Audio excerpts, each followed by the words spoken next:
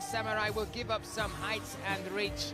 Both of them hugely experienced, similar records, 27 victories for Muradov, 23 for Enomoto. But look at the Tipsport odds, 1-5 against the Swiss Samurai. Let's get this one underway. Ladies and gentlemen, we are ready for the next bout. Middle bout, 3 final rounds, and the referee in charge is Václav Sibyl. Let me introduce you both fighters, and we will start in the blue corner.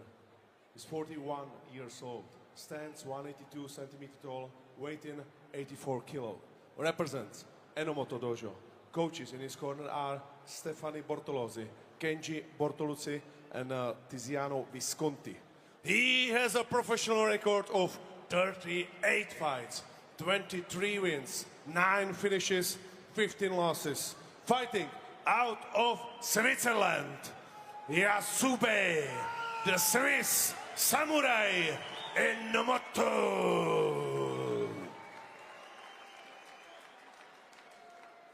Across the cage in the red corner, 35 years old, 190 centimeters tall, weight in 84.3.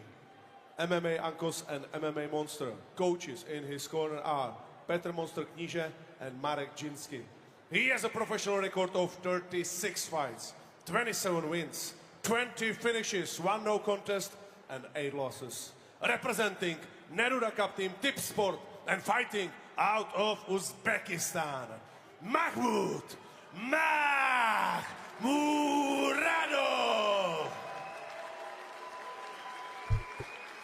Demak, jangchilar e'lon qilinishdi.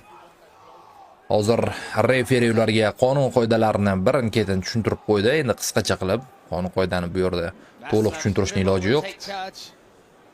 Jangchilar albatta qonun qoidalarini yaxshi bilishadi.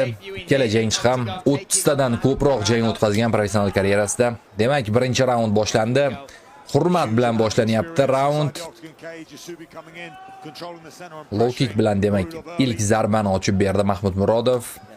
Demak, mana shu jang oldidan Abduqodir Abdulvoris hozir biroz Abduqodir Abduvorisov, agar adashmagan bo'lsam, MMA jangchimizning nomi esimdan chiqib qoldi hozir. Abduqodir Abduvorisov bilan demak muloqot qilganimda aynan Enomoto bilan Tiger Muay Thai mashg'ulot zalida sparring o'tkazganman dedi. Unchalik ham katta baho bermadi Enomotoga. Kurashi deyarli yo'q dedi. Bu oqshomda o'zi aslida Mahmud Murodov bilan Luterbek jang qilish kerak edi, braziliyalik jangchi, lekin